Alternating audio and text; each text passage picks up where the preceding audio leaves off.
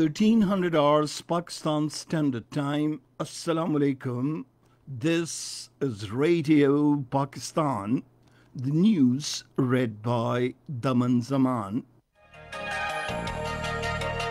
The headlines. The second day of Eid al-Fitr is being celebrated with simplicity across the country today. The Chairman Parliamentary Committee on Kashmir has asked the United Nations and the developed countries to impose economic and military sanctions on India for genocide of Kashmiri people and its minorities. In occupied Kashmir, Indian troops in the fresh act of state terrorism martyred 2 more Kashmiri youths in Kulgam district today. The President of Venezuela has defended the right to freely trade with Iran. In the news in detail. The second day of Eid al-Fitr is being celebrated with simplicity today across the country. People traditionally throng to recreational and picturesque places on the second day of Eid, but this time these facilities have been kept shut to avoid the spread of coronavirus. As per the notification of the Interior Ministry, only essential items, shops, medical services and stores are allowed to remain open during the Eid holidays. Meanwhile, security has been beefed up in different parts of the country, including the federal capital, to avoid any untoward incident on the auspicious occasion. The Parliamentary Secretary for Health, Dr. Nausheen Hamid, has said over 50 laboratories are available in the country for testing coronavirus patients. Talking to a private news channel, she urged the people to adopt standard operating procedures to avoid coronavirus.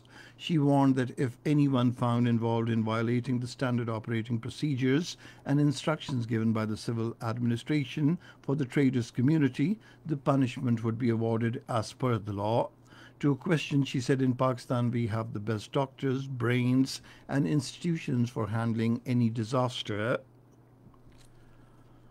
The nationwide tally of coronavirus has risen to 56,349 with 1,748 new cases reported during the last 24 hours.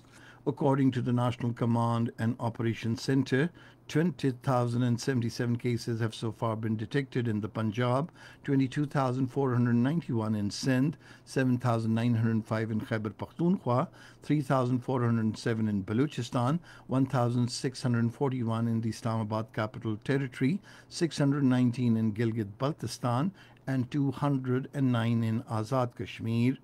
17,482 patients have so far recovered from the virus, while the death toll stands at 1,167, with 34 deaths reported during the last 24 hours. The Chairman Parliamentary Committee on Kashmir, Shehryar Khan Afridi, has asked the United Nations and the developed countries to impose economic and military sanctions on India for the genocide of Kashmiri people and minorities for imposing Black Law of Public Safety Act. He expressed these views during his visit to Chakoti sector along the line of control. Shehryar Khan Afridi also spent time with the troops stationed at the forward posts. The Azad Jammu and Kashmir Prime Minister Raja Farooq Haider Khan has said people of occupied Jammu and Kashmir are continuing their freedom struggle despite the worst lockdown imposed by the Indian occupying forces in the territory over the last 9 months. In his message, he emphatically stated that the Kashmiri people will get independence from the cruel Indian clutches soon.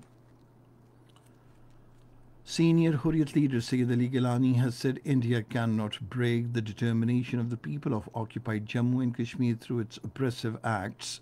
In a message, he said the fate of every Pharaoh is to end in the Nile.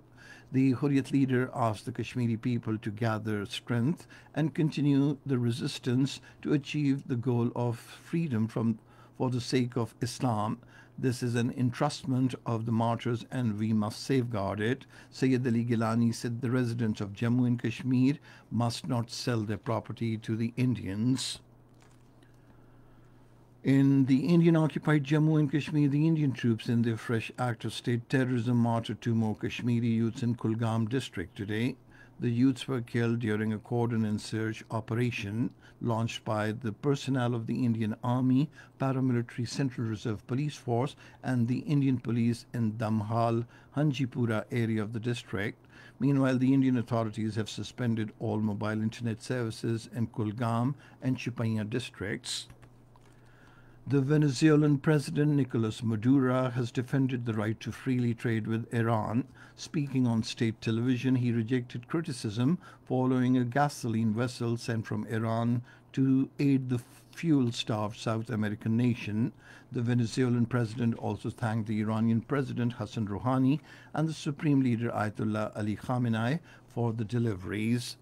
And that is the end of this news bulletin. For more news and analyses, log on to our website, radio.gov.pk, and you can also watch the live video streaming of our bulletins on the link, facebook.com/Radio Pakistan News Official.